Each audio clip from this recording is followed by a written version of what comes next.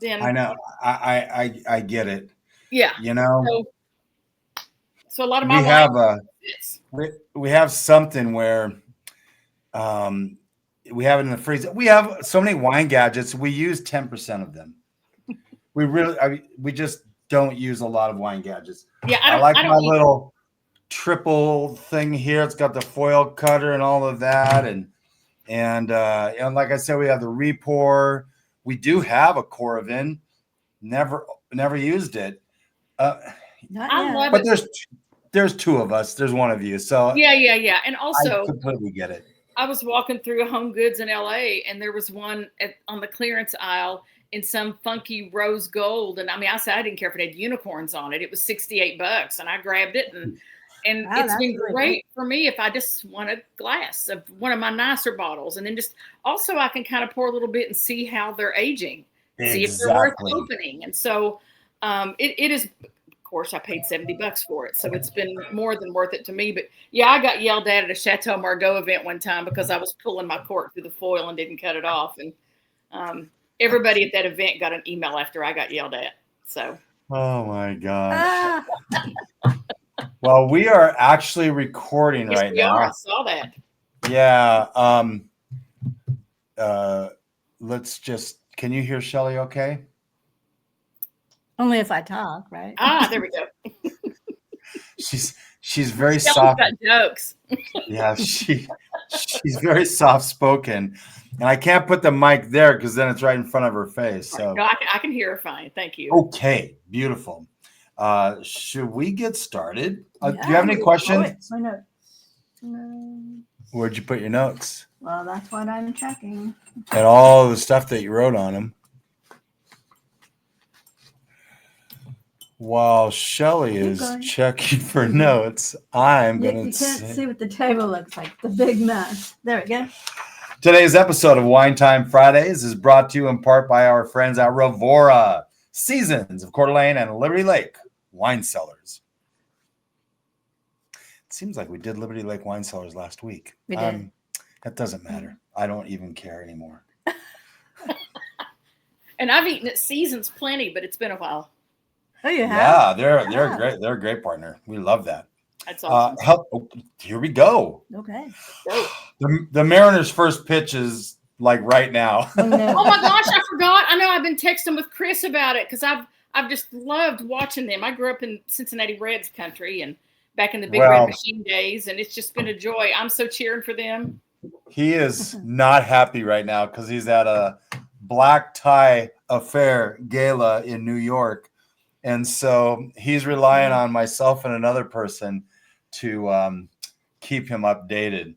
But it serves him right, working on a Friday night. Stupid. Hey, I have, I mean, I may live in Anchorage, but I do have Kentucky basketball tickets. And it's like whenever people schedule anything on big games or people getting married in March, and we're just like, why would you marry those people? Who would get married in March on a weekend? No.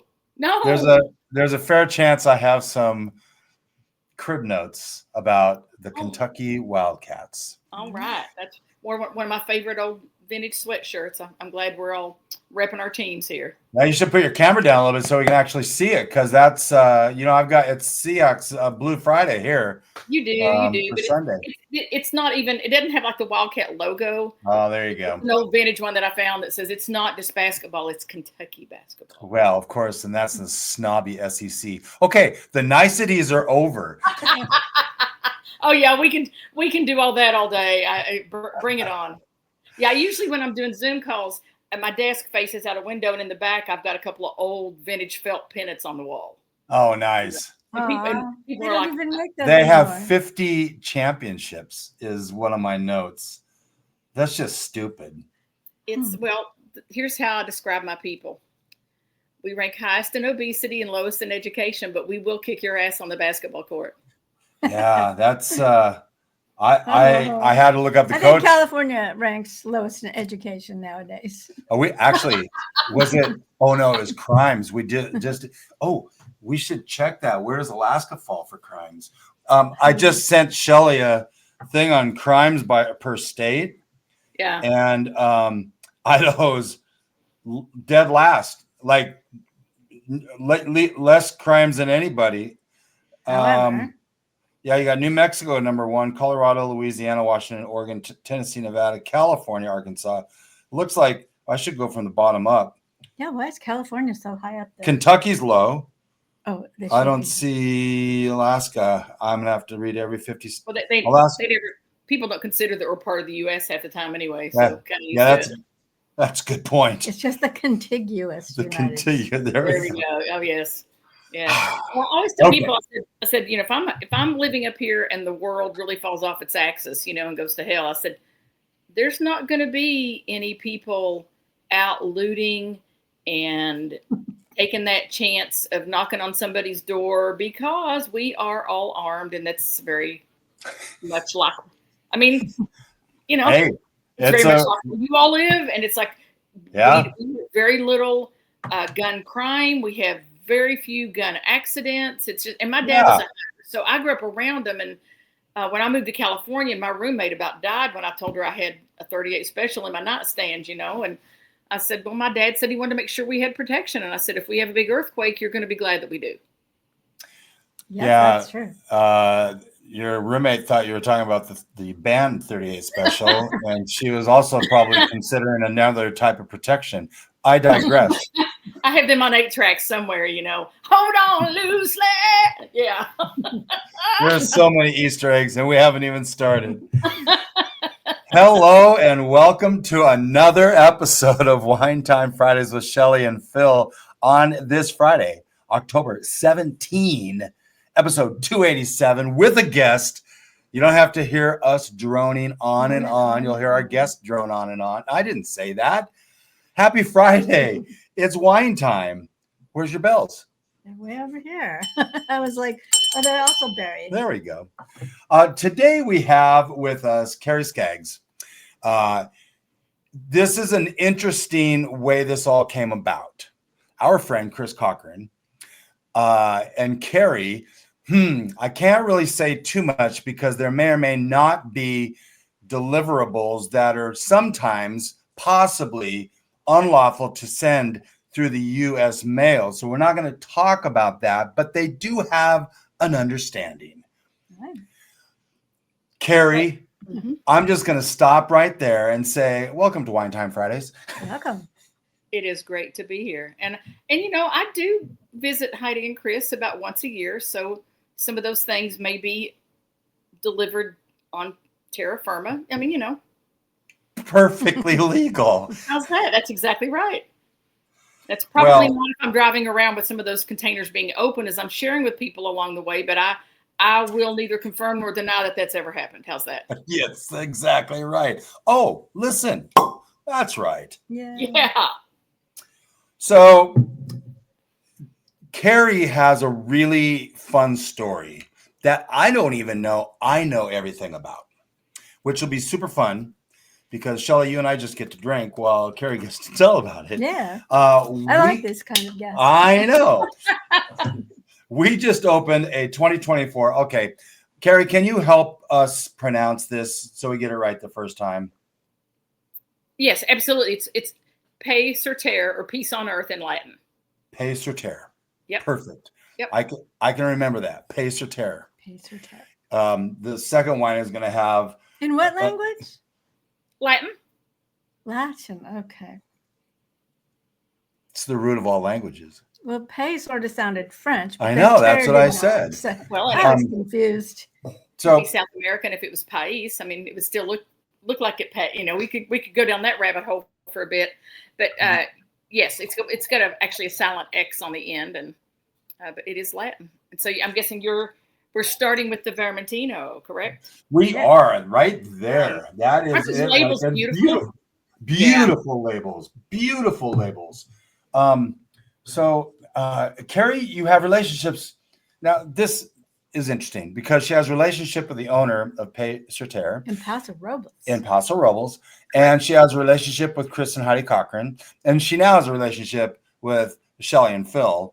But you know what? She has a relationship with nearly everybody else on earth. And we're going to dive into a little bit of that because we're going to have wine and talk a little business and relationships and the power of all of it. But first, we're going to do a Wine Time Fridays toast. So, to health, wealth, and abundance, gratitude, romance, the Mariners, and peace on earth. Or Paix Sur Terre. Paix Sur Terre. Yeah. Ooh, well done.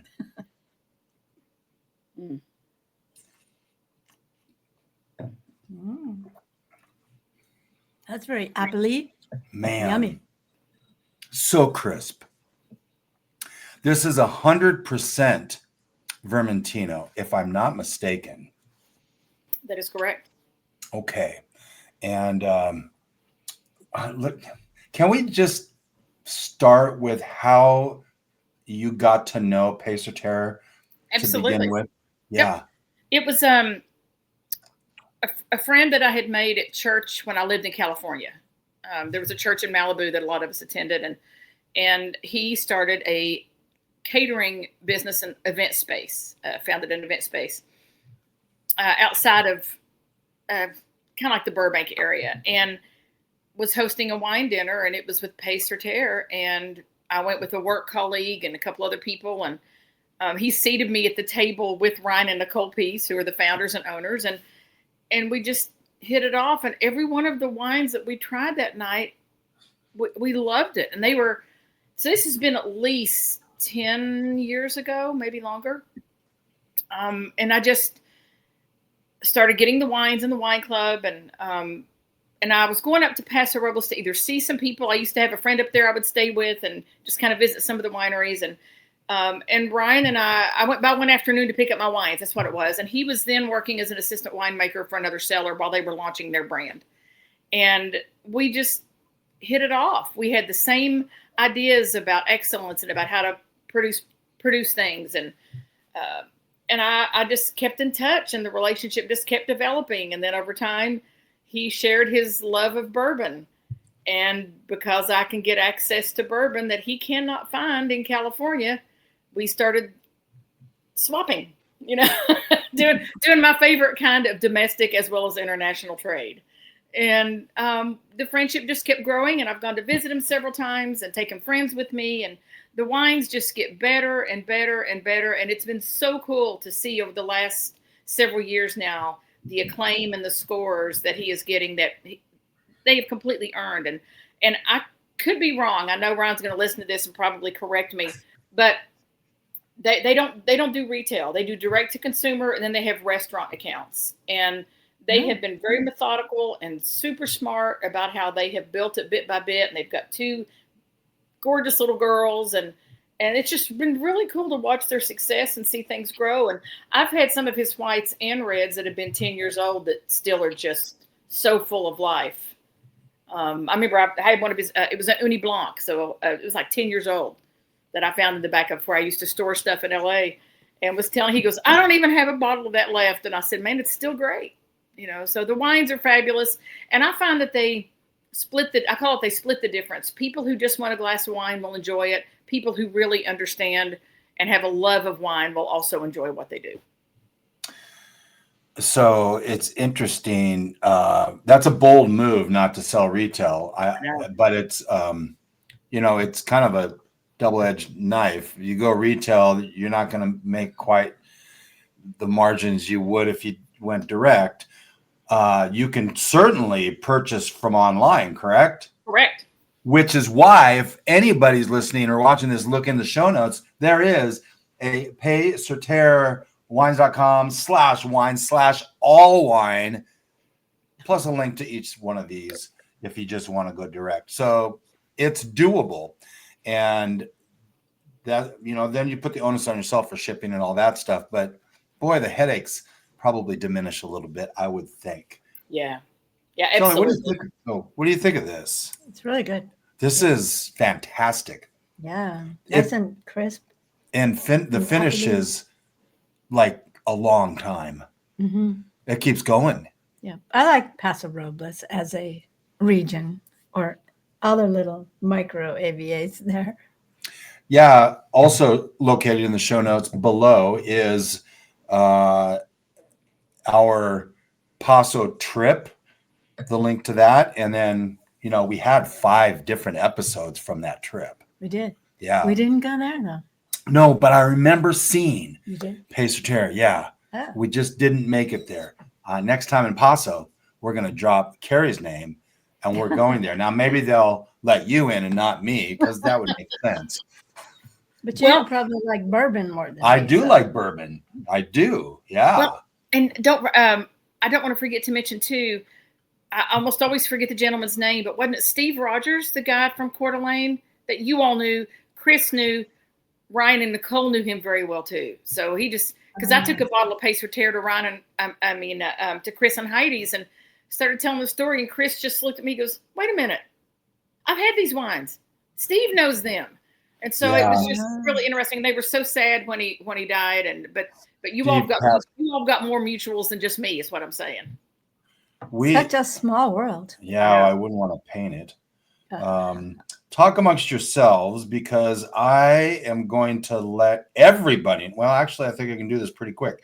But we had Chris and Heidi on in year 1. They were not the first guests. We had my daughter. Right. That's right.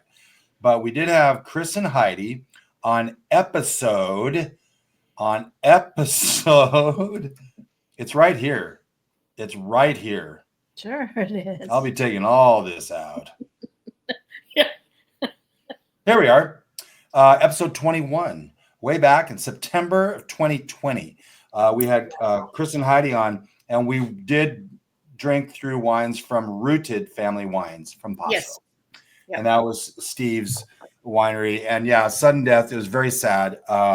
Just, you don't expect that stuff. And it's a great reminder to all of us to really not only take care of ourselves, but take care of our loved ones and just continue to love on them, because you never know. We don't have control over so many things. And anyway, I'm getting off my wine box right now. Okay. It's not a soapbox. It's a wine box. But I do know that Steve was beloved by good people, and that's always a great endorsement. When so many people in my world have nothing but great things to say about somebody. So I'm sad that I didn't get a meeting. But again, when you finally, next time you go to Paso and you get to spend some time with Nicole and Ryan, you all can talk about that too. Yeah, for sure. You spent some time at Woodland Hills Wine Company, did you not? I did. When I lived in LA, I was around in LA, the joke is, it's 20 minutes away, which it never is 20 minutes away. But Woodland Hills Wine was really about 15 to 20 minutes away from where I lived. And they were locally owned. And what caught my attention was they had a Marine Corps flag flying out front. You don't see a lot of those in LA. And my dad had been in the Marines. And so I stopped in and got to know the owner. And there was a gentleman named Casey Carmichael who worked there. And he understood what I liked to drink. And then bit by bit, would keep asking questions and started shifting my palate toward better wines that were more nuanced, and never made me feel like an idiot. I could ask him anything, and everything that he recommended to me over the years, I loved. And then being from Kentucky, and every time they got allocated bottles of bourbon, and this is back when nobody wanted them. No. And they got these bottles in, and they would call me and say, "Hey, we got this. Do you want it?" I just started saying yes, even though it was a stretch for me at the time. But what I did was I would go back to their tasting area, to the bar, and I would open that bottle of bourbon and let everybody that worked there come and try it, because they would never get to try those bottles. So guess who got called every time something good came in? But again, it goes back to that's the joy, is we all get to do that together. So that they made the biggest difference on my journey, and I am so grateful for them, because I think I told Chris one time, I said I'd love to start like an app or a site like Yelp, but call it Gulp. Gulp. That's so cute. Where you can just do it. You can recommend local wine shops. Yeah, because I don't think there is anything like that. There's not, where people that want to learn can go in and learn, because it's that way with bourbon a lot, and especially with women, they feel so intimidated and they never speak up and they just don't learn, but they want to. And I'm grateful that I had a place where I could walk in and remember, I'm going to tell on myself here. It was one of the early events at the storage facility in LA where I used to store things. And I said, yeah, somebody opened this bottle of wine yesterday and I really liked it. And Casey goes, well, what was it? And I said, well, I don't know. I said, but it was spelled something like ECHEZA. And he's putting his head in his hands going, you had Echezeaux from Burgundy? And I was like, yeah. Is that good? And they're shaking their heads. And I said, do I get points for liking it? I didn't know what it was, but I liked it. You know? So we had some funny conversations like that, but they're lovely people. That's good. And on a different note, my son is a Marine. All right. Yeah. Where is he? He is in North Carolina right now. Okay. After a 3-year stint in England. England. He was in England. Oh, what part of the UK? I love the UK. What part? By the water. He was working with the British Navy, so wherever they are. I don't know. Probably southern England. I think some of the big probably. I just know it's kind of by the water. It's about an hour from London, I guess. And one of the things I appreciate about the UK is you can usually get all kinds of really good wines, especially from France at the right price if you can find them. So I usually try to. The last time I was there, man, I was my MO is I travel with 3 outfits and 2 big suitcases, and the rest of the space is for food and booze coming and going. Do you travel with it used to be called Fly with Wine, now it's Vanguard Valise. They have wine suitcases. And they're built like a tank. They are, and years ago when they first came out with one that was like a padded cover that fit over one of the styro boxes, the cardboard and styrofoam boxes. But I would just rather use the wine skins. Because I can just throw them in my bag and it makes it easier because I'm usually, like I said, offloading and onload and onboarding with stuff. And I've only lost 1 bottle, and it was because the glass had to have been compromised because it just exploded. Oh my goodness! It didn't crack. I got to Iceland for work, and I opened my suitcase, and I'm seeing dots of red, and I'm going, "No, my gloves!" Uh-oh. And I mean, it was one of those. It was cashmere, and it was nice stuff because I was there for work. So, man, I ran straight down to the lobby and grabbed a bottle of sparkling water and doused it all to lift it out. It was fine. The inside of my raincoat still looks like I murdered somebody, but other than that, well, but you have to keep that. That's just absolutely. Like, I mean, that's like, that's a war wound, almost like literally. You see people staring at it. You just don't say anything. You just kind of smile. Nope. They're gonna probably be even more nice to you, or they may go away. You are in Alaska right now, right? I am. Yeah. So Alaska Airlines, I'm sure, is a friend of yours. Used to be. Not so much anymore, huh? Oh no, not so much anymore. Well, wine flies free on Alaska, so you might want to rekindle that relationship. No, even though the last time I flew out of Spokane, the guy really started just grilling me about had I bought the wines there, and I'd actually had some wines shipped there to my friends in Coeur d'Alene, so I wasn't going to pay to have it shipped to Alaska, and the guy charged me for every one of those cases. What? Really? That's very weird. Yeah, we've had nothing but really good luck. Again, we only have the 8-bottle Vanguard Valise. Okay. But we pack it in the foam and you strap it in. I mean, it is just a tank. But if you're doing more than like 12 bottles, it probably does behoove you to use the other shipping type boxes and tape them down. But I'm surprised Alaska did that. Shame on you, Alaska.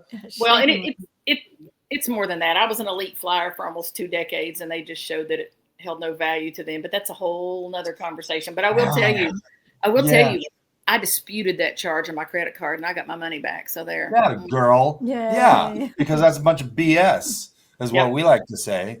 Yeah. We haven't swore yet, but it could come. It could come. We do have Keri on. I was wondering what kind of leeway we had. Oh, we have guest leeway. We only have. We just have to slap the explicit tag on it. We only have 2. Not safe people. for work, So I'm guessing you may or may not also know Russell Mann. Do I know Russell? That name Wow. sounds familiar, but Enoteca, he and Sarah owned Enoteca in Post Falls. It's been forever since I've been in there. Well, yes, and then they started Bombastic. Yeah, they have Bombastic Brewery. Beer. Okay. Good friends of the Cochrans, good friends of ours. But Russell, I mean, I don't know, maybe a sip, and he's off to the races. And then we, of course, have Edward Holmes. We have to give credit where credit is due. With Jay Bookwalter, Edward Holmes, probably 2 sips for him. And then he's off to the races. So those are the 2 that consistently will get an explicit tag on our episodes, and we're okay with that. We're okay with that. I know. I know Eddie Russell, Wild Turkey, is a character, as is Freddie No the Third from Jim Beam. I mean, they're the funniest, saltiest old dudes, and they'll just let it start ripping, and everybody just knows it's coming. So that's so funny. This seems like a good time to take a break, and when we come back, we're gonna drop into a kind of a medium-bodied red. It's one of my favorites. Boom. Going so far, so good, Keri? I'm okay if you all are. Beautiful. This is what that re-pour looks like. I'm going to pull off the foil, and then you just stick it right in the top of the bottle after we pour. And each one of these goes 1 bottle's worth. I'm only going to use 1 because, I'm pretty sure we'll finish the bottles we have open in the next couple of nights. But I wanted to show you that because, you just put that in there, and then when you're ready to pour a glass, you pull it out, pour it, put it back in, and it sucks up the oxygen. There's a little thing up there. Seems to work really well, and we just put it in the fridge. The trick is to pull it out of the fridge, hour and a half, 2 hours before you're gonna, pour a glass. Mm-hmm. Yeah. So that's the trick. Yeah, I went online to read about him after you mentioned it because I was curious, and then I sent it to one of my other wine buddies, and she goes, "I've never heard of that either. Let me know." And so I thought it certainly seemed a lot better than a friend, Ann Kramer, that has Shake Ridge Ranch in California, and she was closing up her tasting room one night, and I was in there putting them in and just doing the pump and getting all the oxygen out of the bottles, and this certainly sounds like a much smarter type of technology. There was a winery owner, and he was talking about Pinot Noir, and he didn't even sell these, but he said he could make the Pinot Noir last for a week using that. Okay. And so it really was good for them to pour things for people. Yeah, in a tasting room. Yeah. Yeah, in the tasting room. Because it's got a bottle's worth of that in there. Yeah. So absorb. It's like a filter. Yeah. It's pretty cool. You want to bring us back? Sure. That a girl. Welcome back to Wine Time Fridays, episode 287. What happened? The universe is echoing your every move. I see. October 17th. Shelley's birthday month. My birthday month, not my birthday. I said your birthday month. Yes. Yeah, your birthday month. Yeah, a week from tomorrow will be your 49th birthday. Again, yes. Oh, we might as well mention this while I'm opening this bottle of wine. Tomorrow, Shelley is again performing as a witch in Spokane at Green Bluff at 1 o'clock and 3 o'clock. Oh, yeah. 1 o'clock and 2 o'clock. I meant 1 o'clock and 2 o'clock. At Seabur's. Seabur's Farm. Yeah. I want to hear more about that. I'm sorry, we're not just. Oh, let's talk about that while I pour, Shelley, because I don't think you've really elaborated to the masses. So this is a dancing group called The Good Witches of Jawbone Flats.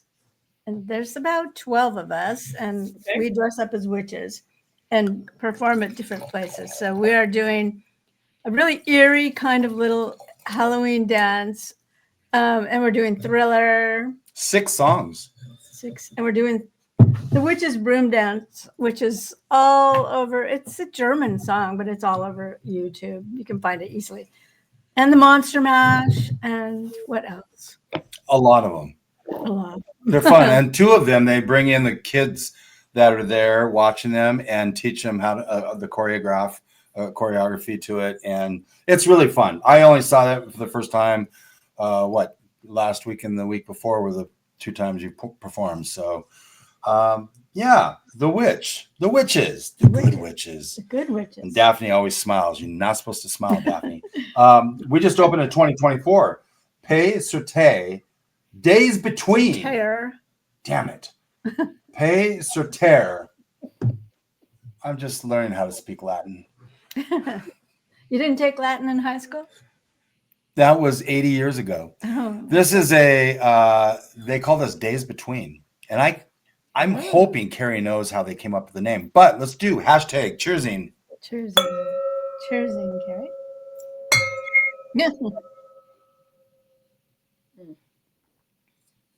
I guess I have to taste it. Mm-hmm. This is just one of my favorites. Mm. It's one of those that just gets better as you have it open as the evening goes on, and it's one of those, to me, it's dangerous. You can just keep enjoying it and keep enjoying it and keep enjoying it. And this is a 50-50. It tastes like fall. A little bit. The first thing I thought of was like apple cider with the cloves and things on the stove. Tastes that way. A little bit. That's a great description. But you asked about the names, and you know what?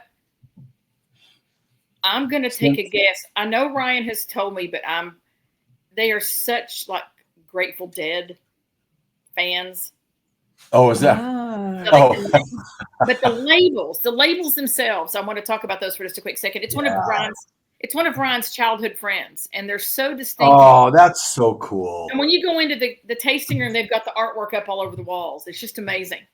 So I just think they've just done such a good job with their design, with the layout. It's pretty cool. So yeah, it's one of his longtime friends. Ryan grew up in the Bay Area that does the labels for him. Oh, that's so fun. I love that. This is 50% Sinsol and 50% Counoise. Correct? Counoise. Yeah, but I can't say it. So it could be Counotage. If it were South Africa. No, yeah, that's right. The Sinsol. Everything about that sounds wrong. No, so the last Saturday was International Pinotage Day. Right. 100 years they've been making Pinotage. And it's 2 grapes that were developed, they brought them together 100 years ago. They cultivated. Thank you. Mm-hmm. Pinot Noir and Cinsault. But Cinsault is called Hermitage. Hermitage. Thank you. In South Africa. I have Shelley here to correct most of my words. I'm just sad that so far I've been to South Africa once, and at the time I wasn't into wine. And I'm very sad about that. Well, it's still there, Keri. It's still there. Well, and actually my friend Gwen, who lives up on Best Avenue that I mentioned, where I normally stay when I come to town, she is from South Africa. Oh, nice. Yeah, so we talked quite a bit about the wine heritage there, and actually, there's a really cool wine shop in London. I mean, we call it hedonism, but of course they're like, "Oh yes, welcome to hedonism." But hedonism. But they have one of those, downstairs where they've got a whole wall of wines that you can just try a taste of, and one was cab from South Africa from 1985 that was absolutely unbelievable. 85, wow. And I was the only person down there, and they had Jimi Hendrix and Voodoo Child blasting on the stereo, and I was like, I am in heaven right now. I tried a white Madeira from like the 60s, and they just had crazy stuff.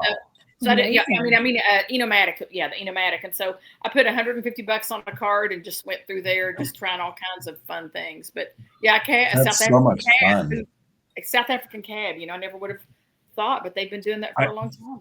They're really making almost every varietal because they have so many different microclimates and regions, all within 150 square miles or something like that. It's pretty cool. Not 20 minutes, but kind of close. well, 20 minutes if you're in LA, right.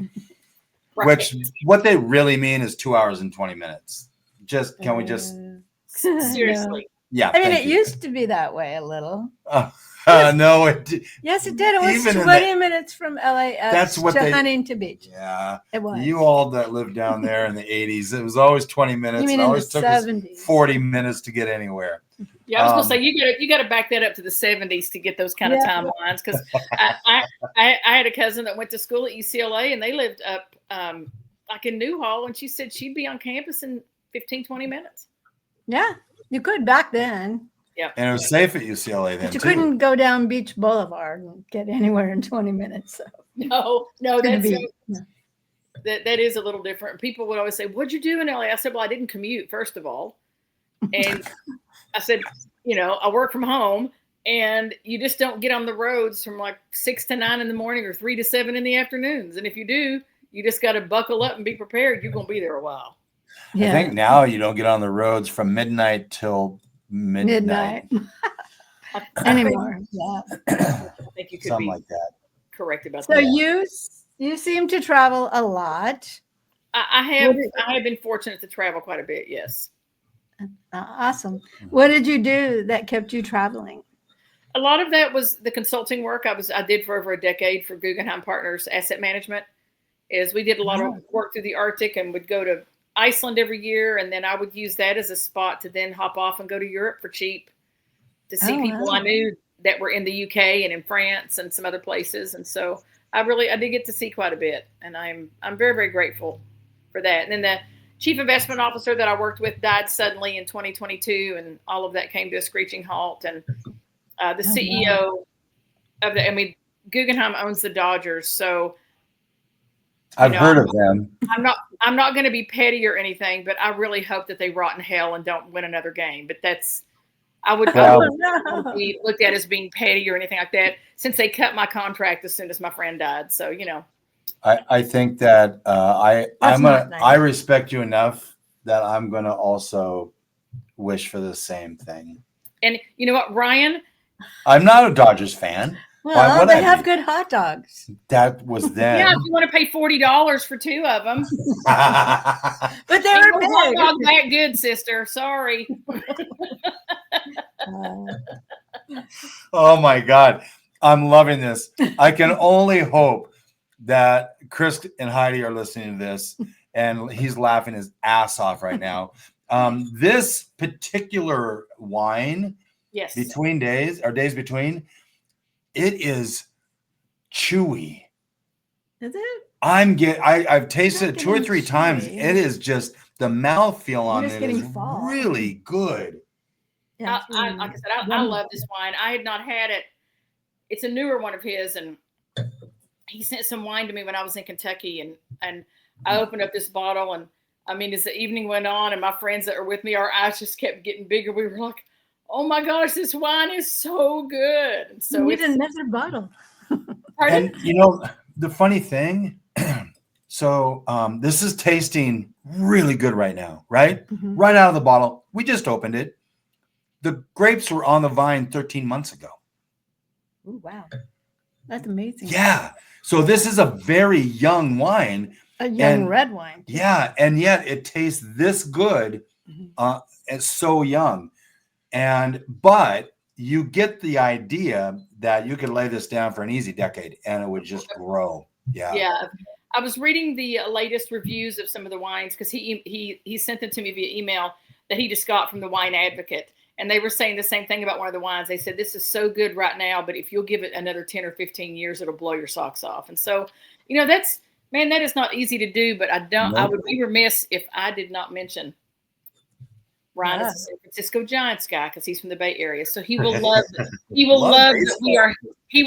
we are hating on the Dodgers. So well, I'm an Angels person because Orange County, plus I went to opening day of the Angels. I mean, of the whole stadium, we went there as a family. I love the Angels right now. Yeah, that was fun. Well, they're not in the playoffs. I know, but that's why I like it. Was Disney. There were all the Disney characters there, and they had doves flying out and balloons. How many doves died in that whole deal? None. Really? They know where to go. Oh, do they? They do. Did you tell the doves where they could go? They're homing doves. You can go to Wherever you go. Oh, go. Homing doves. I love that. Can I also mention that none of the wines that we're going to be drinking tonight, we're having 3. None of them are over $65 at the winery. Wow. So this one's $45. The Vermentino was $45, and then the next one will be $65.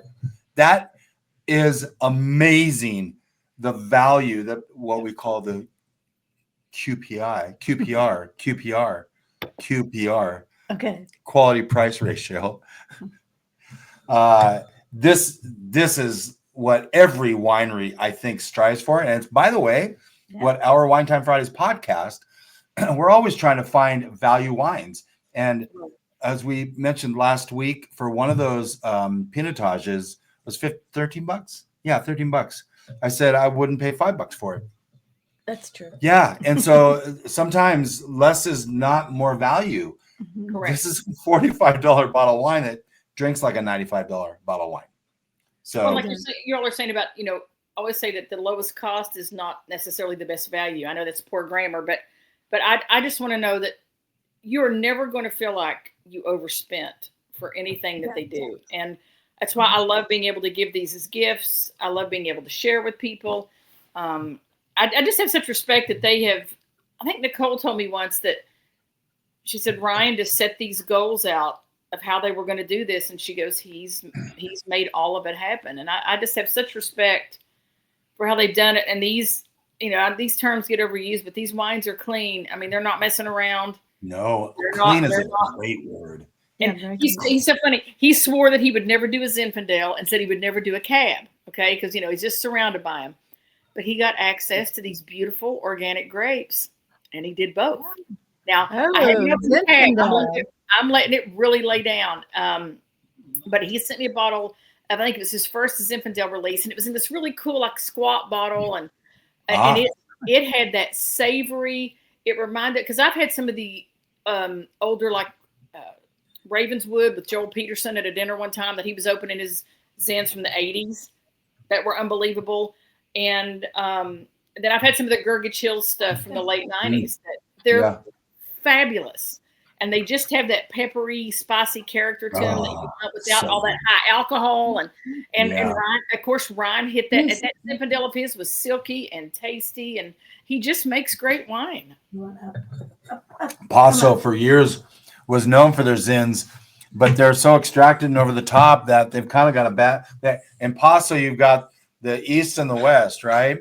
And I forget which side is doing like the Syrahs and hey, get your nose off the microphone. I'm not talking to Shelly for those of you who are not watching on YouTube. I'm talking to Lucy. Hi, Lucy. There you go. Say, Lucy, say hi to Keri. She's like, I'm not having at the bottle. There she is. Yeah, there you go. Hey, Lucy. Oh, Lucy Lou. Such a punk she is. We're going to take one more break. When we come back, we're moving on to the next one. This is fun. We could go another hour, Shelly. We could, but we better not. Okay. When we come back. Shelly's very, very concerned about, Lucy's being very high maintenance. Hi, Lucy. Right, she's such a punk. Lucy, she's right there. Right there. You see Lucy her? Girl. Lucy girl. She doesn't get it. Hey, punk, not outside, right here. Is there a squirrel out there? Oh, don't. Why would you use that word? She's looking at something. She's the only dog we've had that will, I have to whisper this. I'll say, pop on TV. And she jumps awake and goes to the television, starts barking at all the dogs on TV. Lucy, I mean, I grew up with beagles. My dad hunted, and we had beagles, and they were just the best dogs. They're such good company. Dogs are great. Dogs are the best. I'm not a small dog person, but schnauzers, they are smart. And they're smarter. They're too smart because they know what they want. But when you start talking to them, like they understand, they're like, "I'm just a dog." Right. What do you want from me? So, Lucy, we're not going to bark. We have the third segment coming up now, right? Lucy, be good. She's like, you watch. I know. Lucy, no bark. Come on. Hello and welcome back to Wine Time Fridays, episode 287. 287, 13 episodes till 300. And by the way, Shelly, I got an idea. What is it? On our 300th. I know. What is it? I'll tell you. Not now. Not yet. No, not now. But I have. Oh, this will be good. Keri. Yes. Do you have any ideas on what wine we should feature on episode 300 of our Wine Time Fridays podcast? Time out. She wants to go out? Nope. Oh. Nope. Go. Get that squirrel. You know, Shelly, all I can say right now is God bless you, dear. A lot of people say that. I just don't know why. I bet they do. Did you just say squirrel? No, I did not. I get it. That's so funny. I didn't say What are you guys laughing at me about? nothing. I'll hear it. I'll put it on the end, or I'll put it on the front. She just said, bless your heart. I said, Shelly, God bless you, honey. She goes, a lot of people say that to me. They say it's a gem too, don't they? It's the stupid squirrels. They're getting in. They mess everything up. Hey, okay. Listen, they ate their way into my cabin through solid wood. And I went outside and I told them all, I said, if you don't make better decisions, you're going to die. And make some better decisions. Because my landlord and I had to jump through all kinds of hoops with him. He goes, well, we can't kill animals in the anchorage. I was like, dude, stop. I found somebody who could handle it. And I went outside and I said, if you all don't make better decisions, you're going to die. And they all died. So I don't feel bad about that. I have, what do they call it? Red Ryder BB gun. Oh, that's my gun in the house. And I've been pelting them in the butt. And they have not learned. They have not learned. They still give me the middle finger. The owls weren't happy when I got him, though. No. So anyway, Lucy will have her fun out there. Yeah, I don't get them. They're pissing me off. Okay, so but I digress. One of the things is if you have a family of any sort, and obviously it's not easy to tell, but the way the biologist explained it to me is they will spray their pheromones everywhere, and once they consider a territory or home as theirs, they're not leaving until you get rid of them all. And because they have sprayed areas, and another family will not come in because they can smell that. So those fuckers. I'm going to spray my pheromone, those things out there too. There's your squirrel biology lesson for the day. That's interesting. We keep having more, so they're obviously procreating. I know. You can't kill yellow jackets because it attracts all the other yellow jackets. So it's like, I know. You were talking quickly about wine for your 300th, because that's a big deal. And I know you talked about reaching out to Joe Davis at Arcadian. His wines are pretty fabulous, and you could have something that could be 10 or 15 years old that blow your socks off. I don't even do Syrah. He just does Syrah, Pinot, and Chardonnay, and I've had all of those in the 20-year range that still blew my mind because he trained at Domaine du Jacques in Burgundy, even though he's a California kid, and his wines are absolutely. I just finished a Magnum, and I used my Coravin to just bit by bit. I was going to be really impressed. Yeah. You knocked out a Magnum, did you, Keri? How long did that take you to finish?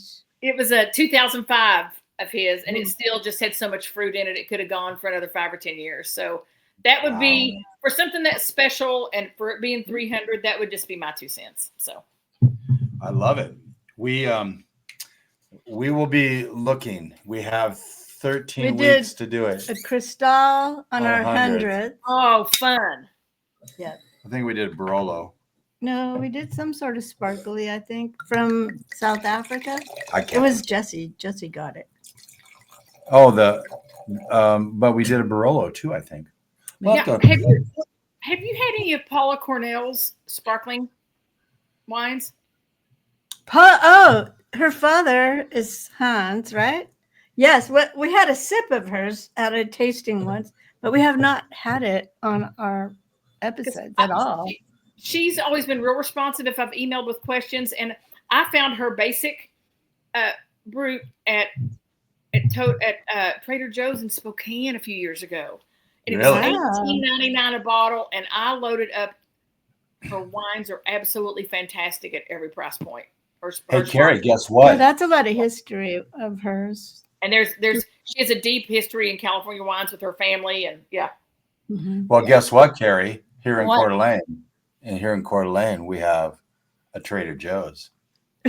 Now we do. Like CDA now? I'm not even lying. I wouldn't lie to you about something like this. It might even, once the Cochrans hear about that, they might just move back. I know, because I still think, I know I told you that I think Pilgrim's is one of the greatest markets anywhere, period. That's one of my favorite stores in the U.S. Yeah, and now they have a made right here and grown right here. Yeah, it's really cool. They've got a great garden. It's a fantastic business model, and they're killing it. You know, everybody was worried here in town. Oh no, because Trader Joe's is exactly across the street from Pilgrim's on 4th, just up the street from CDA Gourmet. Yeah. You like what I did there? I do. And I know so what that is. So everyone was worried that Trader Joe's is going to draw, business from Pilgrim's. Literally, we can't get into the Pilgrim's parking lot. There might be 2 or 3 spots open at any time during the day. They are busy, busy, busy. So it's helped them, actually. Yeah, I think so. Mm-hmm. Yeah, it's good. Both can coexist. Just like this 2023 Paix Sur Terre. I'm excited. I have not had this wine. Monastrell. I'm excited to try it. I've not had this one. Oh, you haven't? So I have a little story about this. Yes. But first we have to do hashtag cheersing. Cheersing. Cheersing. There we go. Boy, you can tell it's just got that nice big heavy, even the aroma is like deep and rich. Mm. So Shelley, very nice. Okay. Last week we talked about Carignan. Oh my word! Hermitage, right? Hermitage in South Africa. No, Cinsault. That's what I said. You said Carignan. I said Cinsault. No. Okay. Well, I can take it out if I want. Okay. Unless you want to learn how to edit these. Do you know that Monastrell is Mourvedre? Yeah. Well, that. And this is delicious. I got a text from Mr. Chris Cochran not too long ago, and he said, "Have you?" And he texted me the picture. Have you had this? And it was a Monastrell, and I'm like, I don't think so, but it rings a bell. And then Monastrell, right? And so I looked it up, and I thought maybe it was from the Gary V Wine Club, but it wasn't. I was like, I don't know. And then I started writing the show notes for today, and it was the Paix Sur Terre Monastrell. I'm like, now I know. And I sent him the picture of that. He's like, dude, you are gonna love that. So there you go. That was perfect. A perfect imitation of Chris right there. It was. I have to, I get to have a meeting with him every week. And then there are, of course, those 2 hours where we knock out 4 episodes of the Greatest Song You Never Heard podcast, where I feel like I got a pretty good handle on Chris Cochran these days. I would say so. There was one night when I was staying with them in New York, and man, we just put on vinyl, and the 3 of us just sat there and sang and sang and sang. We had so much fun. So what did you put on? I'm curious because Chris is one that will hold on to his vinyl. It was a lot of old CCM, a lot of the old contemporary Christian music stuff that we'd grown up with. Interesting. Yep. Interesting. That's really cool. Christian music has taken a whole new turn these days on more contemporary. And I know that those bands were also considered kind of on the edge a little bit contemporary too. But there's this one song I can never, Amazing Grace, that we did at church man, that was so much fun. And just to be able to play music on a stage, on a platform with a band, and I'm by no stretch of the imagination am a decent piano player, but I fake it pretty well. And just to be able to play with the band, it's so much fun. That's what I miss is it's not even, I mean, I feel fortunate. I've really gotten to sing all over the world and in front of, I've had some huge crowds. I've done all of that stuff. But what I miss is getting to create with amazing musicians around me. And that could be in a room with nobody else listening but us. Yeah. That interaction and getting to do that is really what I miss more than anything. And I'm heading back to Kentucky in November, and I've got good friends that we were at church together in Malibu as well, but they've moved back to Nashville and they've got a killer studio. They built out their whole basement, and we're starting to gather some musicians together and resurrect some of those times. And I'm really looking forward to it because I miss that creative part. I mean, and listen, it really is cool if you pull off a big gig and you're in front of 80,000 people and it hits. I mean, you have those moments you walk off stage and it's like, okay, I could die right now and I'd be good. And then you have other times that you walk off stage and you're like, I could mark that off the calendar and never miss it, Yeah. At the times I remember walking off either I'm still on a high for the public, just the live performance. Yep. But it's the ones where we made a mistake that as a band, we knew the mistake. Nobody out in the congregation knew anything unless they actually were a musician, and those guys probably heard. But I just remember one time where we all walked back into the green room. No one said anything. And Todd Hornby, bless his heart, he wrote our theme song for Wine Time Fridays and recorded it. There's a shout out to Todd, but he said, well, so nobody died. And it puts it in perspective a little bit. Sometimes in my work, we couldn't say that. No, you couldn't. Well, and some of my best friends, I would mess up lyrics or I'd miss stuff. And afterwards, I'd be chatting with my closest friends and they'd look at me and go, I didn't notice anything. Yeah. And it really helps you get over yourself to where you're like, who cares? It does. I mean, we all aim. Yeah, we aim for a certain level. We aim for a certain bar, which is great. And we should. But you're exactly right. If we don't hit it, there's always next time. Yeah. And, these are ways of getting through some of these challenges and setbacks that you need to persevere through. I was working with some great singers, and I think there were 6 or 7 of us, and it was an a cappella number. Wow. And it was so fun. But I didn't come in until a little later into the song.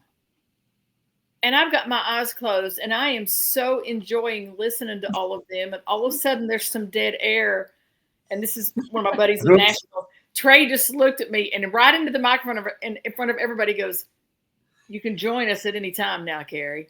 And I just busted out laughing and off we go. And I mean, people can relate to that. It's like, well, who cares? Yes, they can. That's the authenticity. Exactly. That is so funny.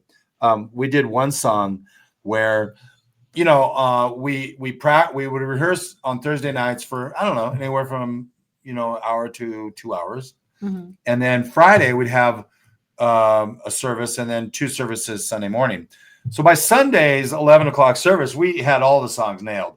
But it was that Friday night service where Todd actually set the song up and nobody came in at the right time. And he stopped us. He said, sorry, no. We're going to do this again. We can do better. 1, 2, 3, 4. And everyone was in and on. And I'm like, that's pretty cool. Mm-hmm. That is really cool. And I worked with a guy named Jackie Street, one of my dearest friends. And he had come up in the day with Russ Taff and some of those singers that Jackie was truly, I mean, we called him the master basser for a reason. I mean, he was one of the greatest bass players ever. And I was doing a gig in Atlanta, and we were doing all it was the after party and all this R&B and all the disco stuff that I love. As I told them, I said, I know it might pain your artistic soul, but I've been waiting to sing Bad Girls since I was 13, and we are singing Bad Girls. Donna Summer? Oh, yeah. Oh, heck yeah. I had the whole setup. I had all the players. I mean, I had everything. I had the horns, had everything. Ooh, the Ohio players. This is great. Oh, yeah. Oh, yeah, yeah. Well, we opened it up with the average, the white paint, Yeah, that's pieces. Yeah, Pick Up the Pieces by Average White Band, AWB. So, I mean, we had all this great stuff. So, anyway, so we're doing that old fun tune, Car Wash, Rolls Royce, when you Rolls open, Royce, one hit wonder. Doing the hand claps, and before the song kicks in, you have that bass solo that goes, and then you dive into the song, We had dead air. Uh-oh. Dead air. And I turn around, I look at Jackie, and he just looks at me and he goes, I choked. Well, of course, then I'm busting out laughing, trying to recover. He completely missed his intro, and he just grins and goes, I choked. Oops. And I'm rolling. I've got to try to recover and get the song going, and he just goes, I choked. Well, yeah. I think that it's hard to recover that way. Given what you just showed us, you would probably be able to take over his little bass riff that he choked on with the. Well, I can hear it and I can sing it and I can tap it out, but I've never been able, because the bass is my favorite instrument. I got to spend a little time one afternoon with Marcus Miller, who was Luther Vandross's musical director, and I told him, I said, I'm pretty sure I'm the only gal that was in Eastern Kentucky that had your solo record for the bass that was produced in Japan. I love that instrument, but I've never been able to understand how I could get it from here to here. So anyway, but I love the instrument. Well, you could have channeled your inner Bobby McFerrin and got that bass going real well. I could. I could do that. I remember we did a production years ago, and it was kind of a recreation of "Oh Brother, Where Art Thou" style music, and we had these really great players. We're in LA, great players, but I kept telling them, because it was my job to sing. As I went down in the river to pray, studying about that that song, and I told them, I said, you're coming in a half a beat too fast. Well, it's the whole typical singer rhythm section argument, and they're all rolling. They're all rolling their eyes at me until a couple of days later they came back and they kind of had their tail between their legs and they were like, "You were right." I said, "I hate to tell you this." I said, "But they call me the metronome. I'm sorry. I hate to tell you that." And so years and years and years and years ago, this would have been, back in maybe the early 90s, I got to meet Stuart Copeland, from the Police, when he was doing his solo amazing rhythmatist tour. And he came to Huntington, West Virginia, and I knew the director of this arts facility, and he just started dropping all these jokes about drummers and singers. And I thought, if I'm going to get roasted by somebody, let me get roasted by Stuart Copeland. It was like, exactly. How does a drummer know a singer's at the door? And he goes, you don't, because she never knows when to come in.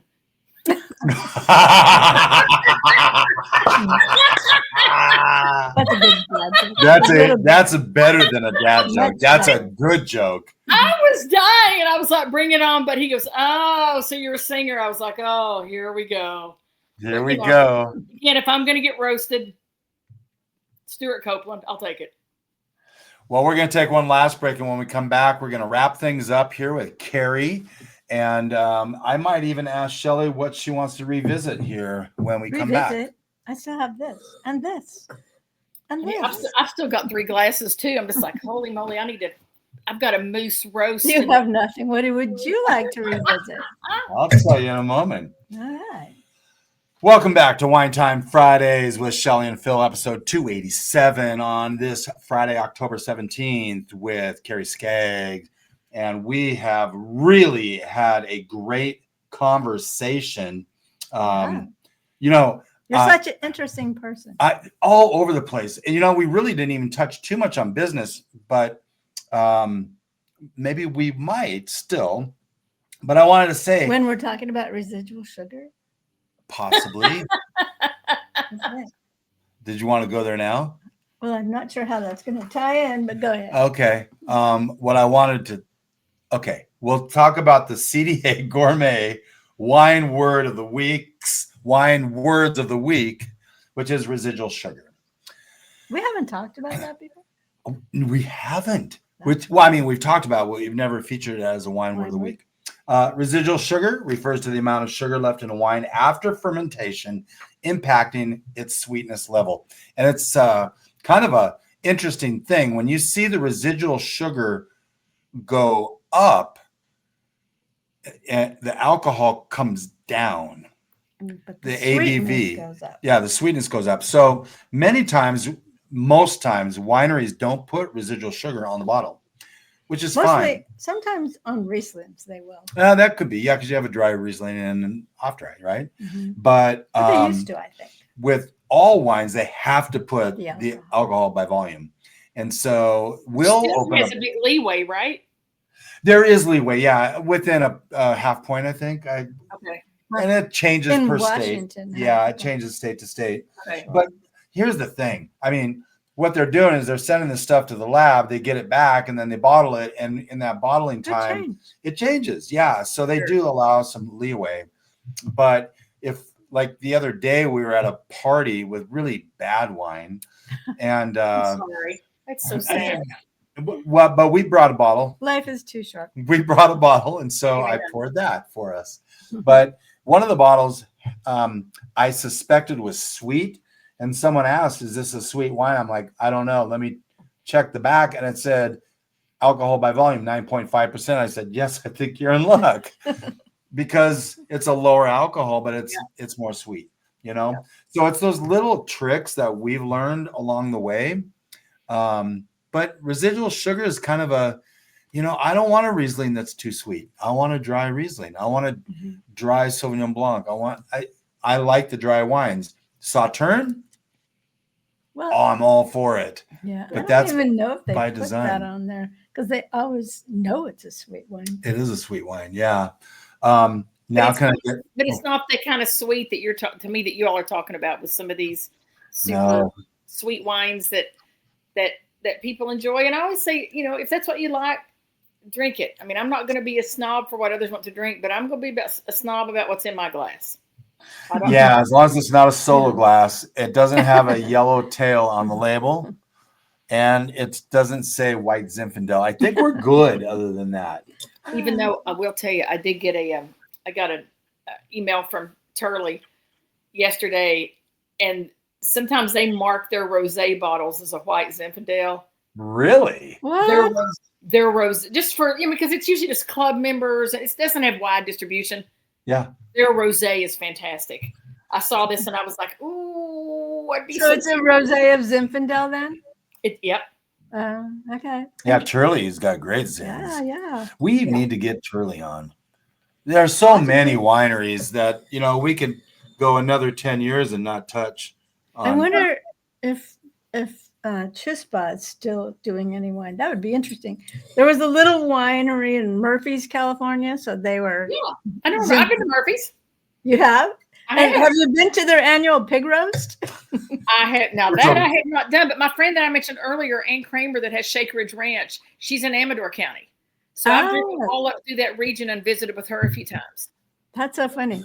So I used to represent Chispa Cellars, who was in Murphy's.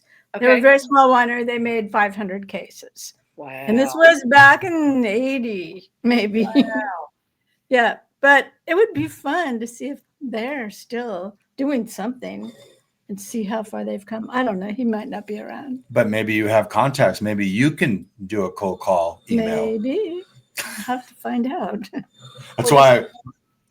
What's that? I'm just having a good time watching this evolve in the glass and how already it's. These folks just do not make bad wines. They just don't. No. I re-poured the Monastrell, and it's fantastic. But you're right. Every one of these wines are delicious. I believe they're all getting a phenomenal. Phenomenal. That's our top rating. Phenomenal. You're going to have me going all night now. Thank you. I'm going to be singing that by myself all evening now. You can thank us later. You'll remember us every day this weekend. But I will not be thanking you. No, but maybe not fondly. I will say we did have some pretty good wines this week. We had a J. Bookwalter Protagonist. Oh, and they make such good wine. Just amazing wines. Can you pronounce the next one? This one. You can. It's a Moulin de Le Duché Bourgogne Chardonnay. Yeah, it's a white Burgundy. There you go. Very good. Some things coming up. October 22nd, we have Austrian. I misspelled Austrian again. I do that every week. Austrian Sec. Osteron. Yeah, thank you. The 24th, Champagne. The next day is Shelley's birthday, so we're gonna do something fun next week. Now we're gonna be dancing with the witches again. Yes, we are. You will. The 26th. Was that? No. Keep going. I'm sorry. No, you go.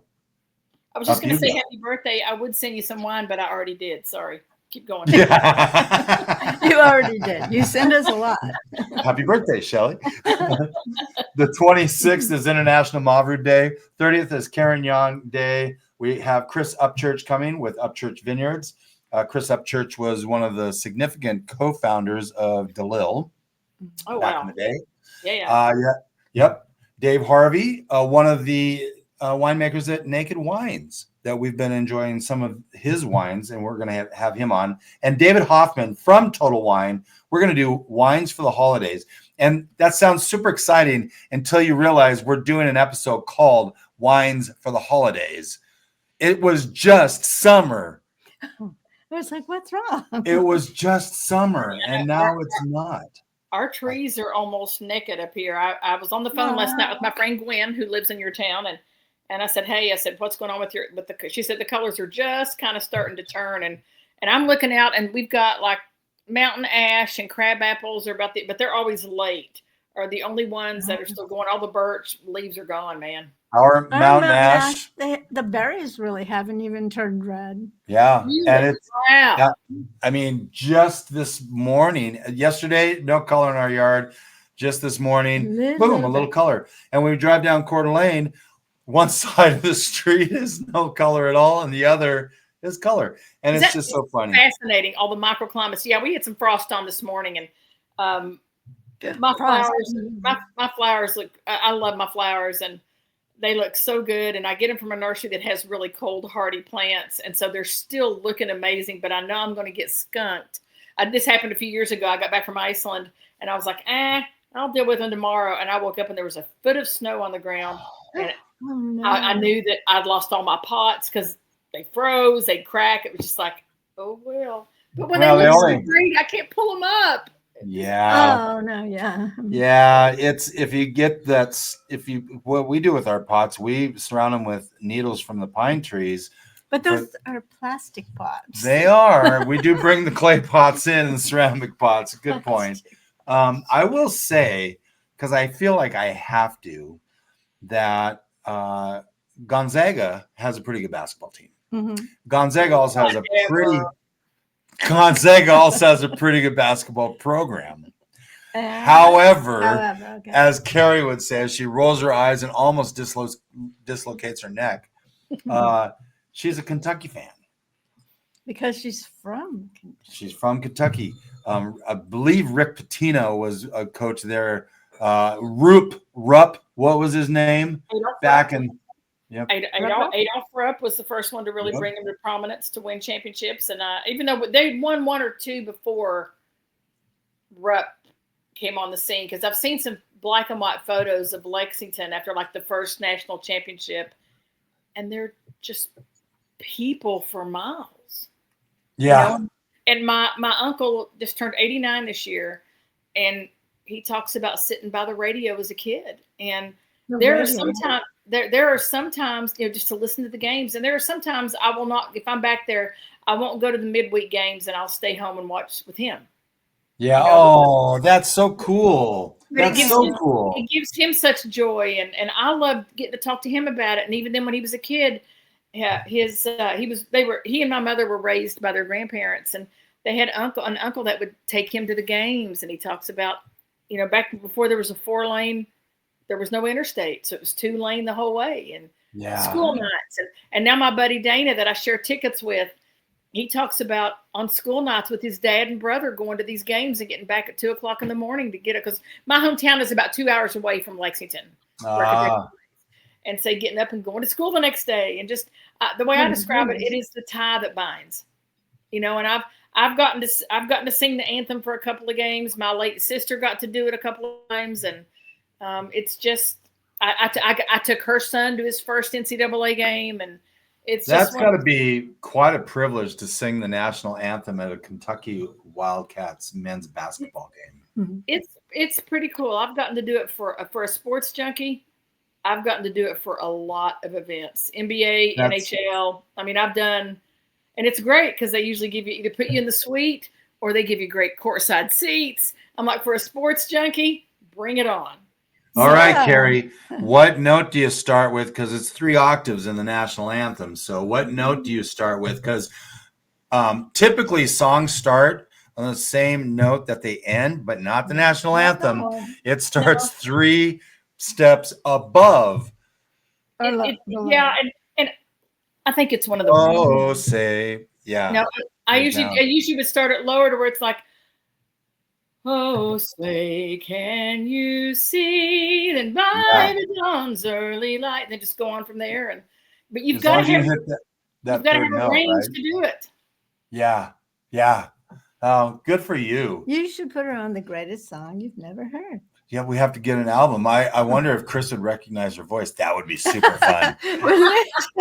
That would be super fun. Well, we do. Go ahead. I'm sorry. No, well, I was going to say our model is one person brings the song, and then presumably most people have never heard, and so then we listen to the song, we talk about it, and there are some songs that mostly me. I'll bring a song, and Chris is like, "You mean you don't know this is the greatest song most people never heard, not the greatest song everyone's heard?" And so, and I'm getting better, but that's the model. It's from the Smartless podcast, where they bring a guest and nobody knows who the guest is. So it's kind of fun. I've got some pretty great songs that were written by an artist who is no longer with us, but he was the one, he was dating Sheryl Crow at the time, and brought her to the Tuesday Night Music Club, and that's why we know who Sheryl Crow is to this day. Yeah. This guy, I went to see this guy at the Troubadour in L.A. Really? Literally stood there with my mouth hanging open. And I was going to see Jonathan Brooke and the Story, who was a pretty popular group at the time. And I met Chris Bodie that night, the trumpet player who's toured with Sting and all this. But we're in the Troubadour, a tiny little place, and this guy comes out to open for Jonathan Brooke, and I'm not kidding. And he had Abe Laboriel Jr. on percussion, who has played drums now for Paul McCartney forever. I mean, it was one of those moments that I will never forget. And his songs, when you're writing lines like, is this the winter of our discontent or just an early frost? Such a great line. That's such a great line. Great line. And one song called Goodness Gracious, and it's, goodness gracious, we came in at the end. No sex that isn't dangerous, no money left to spend. We are the cleanup crew for parties we were too young to attend. Goodness gracious me. Wow. But we didn't start the fire. And goodness gracious, great ball of fire. Thank you. Thank you, Mrs. Joel. I don't want to forget, though, about how I met Chris and Heidi. Yeah, I have that in our notes, and I never got to the question. So I know you're going to edit, and we've been going on, but you all are just such a joy. I knew, and don't hold this against me. I knew of Nick Smoot because he was connected to my friend Scott Minard, who was the chief investment officer at the time at Guggenheim that I was working with. And so I'd kind of kept an eye on the Innovation Collective when I would come to town to see my friend Gwen, who was Scott's assistant, who lived in Coeur d'Alene. So that's what brought me to Coeur d'Alene in the early days. Got it. And because we went to church together, we worked together. And so I went to one of their early morning coffee things that they would do there. Coffee and Concept. Yeah. There we go. Thank you. And Chris is up there just being Chris. And that's a great way of saying that. And I'm watching Heidi just kind of take the temp of the room and look around, and remember I glanced at her and she goes, yeah, people ask me all the time if he's really like this. He is really like this. And I was like, wow, okay. And, and that was it. Just kind of let it roll. God bless her. Honey, I know. They're just a great pair. And so I went in and met with Nick, and then the wheels started kind of falling off. And somehow, some way, I kept in touch with Chris, and then I reached out to him when I was in town to visit my friend. And I met them at that little restaurant. It's right across from Pilgrim. I can't remember the name of it. And it's not Syringa. It's one, or was it? It was this little tiny place that had a lot of vegetarian options for them. Across from where? It used to be kind of like real close, like maybe a block up catty corner from Pilgrim. A little brown wooden building. Sauté. Yes. Sauté. Yes. And I'll never forget, I walked in and I sat down across from them and just felt like I just let out a sigh because I knew I'd found my people. Wow. And it's so cool. I love that they are safe people, and that word gets overused, but you can talk about anything as long as you're not an asshole. Well, and I think that you can pretend to be an asshole and you get credits for that, which is the way I'm looking at it. There is no punches. Anything goes. I know that I can basically throw anything Chris's way, and he's gonna he sent me some pictures because I do this social media for entrepreneurs across borders. Yeah. And he sent me a photo of their they had an event Thursday night and Friday night. And Thursday night was one we've been building up for a month and a half. And I saw a picture of Heidi in there, but she had jeans on with ripped, at the knees. I'm like, I can't believe you let Heidi go to this event with ripped jeans. Yeah. He hasn't responded to that, but I know he's busy. No, you know what I mean by that. I mean, they're not going to suffer fools. No. Which I appreciate. But I knew we just sat and talked about just a wide range of issues, and it was easy, and there was respect, and there was nobody getting triggered and getting mad and digging in. Yeah. And I just thought I had found my people, and we have been friends ever since. Yeah, they're absolutely really good people. They're going to be here in Coeur d'Alene in 4 days. So there you go. We should probably figure out some function, get them the mans and a bunch of people together. But we'll talk about that where we're not making Keri feel bad that she's not here to enjoy it. Although she could. You're not trying to give me FOMO, right? Listen, I'm so tired of people and antisocial. I'm good. And we never, by the way, before we started recording, Keri had mentioned something about during COVID, she'd lost some friends who were wine drinkers. And so I thought this was a good place to remind people that we are in the middle of October, Shelley. Mm-hmm. Come over October. Karen McNeil's push to get people to enjoy wine with friends, essentially, yes. And it's so important. You can drink a glass of wine or a bottle of wine in a closet, not recommended, not healthy, but with friends, family, get together, have great conversation. That's the way it's supposed to be done. It's communion. I mean, we don't commune enough one with another like that to just have a good bottle and just go, oh my gosh, this is fun, or oh, I think it's awful, and just to have that food and just to be able to enjoy those things. And one friend, we just had real different ways of addressing what we needed to do, what we felt was best for our health during the pandemic, and it's like it just never recovered. And she's just an amazing food writer and cook, and I lived overseas forever, and I love being able to bring those wines over, and we could just ooh and ah over them. And then the other was a restaurateur here in Anchorage that ended up just really, really screwing me over. And and I miss having those places of being able to just go, oh, let's open this and see. Right. Let's try it. Well, I love that.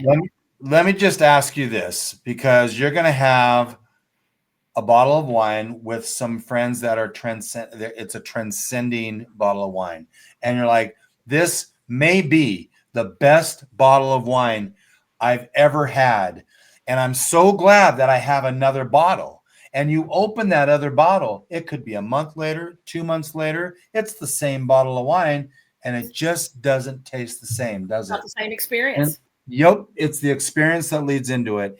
And our experience with you, Keri, has been unbelievable. It's surpassed my high bar of expectation already. Thank you so much for coming here with us and being a guest. And I will thank Chris for setting this up, and Heidi. Yeah, both of them. But I talked to Chris more. I will thank him later for setting this up as well. What to expect next week? Shelly's birthday episode. The day before her birthday, we are going to probably, should I unveil what we might have? I don't know what it is. I'm thinking of opening a duck horn for you. Oh. Yeah, I'm thinking of opening a duck horn. A Merlot. A Merlot. Oh, yay. Yeah. Those wines are so great. That's probably the first nice glass of wine I ever had was back in when was it? Because it was when my sister, it would have been like 1998, and a friend had gone out to Napa. I was in Cincinnati, and she had a bunch of Duckhorn Merlot, and I'd never had anything like that. Yeah, so good. It's amazing when you get that wine that you're like, well, wait a minute, no one told me about this, right? I was like, who's the wine? Yeah, that's so cool.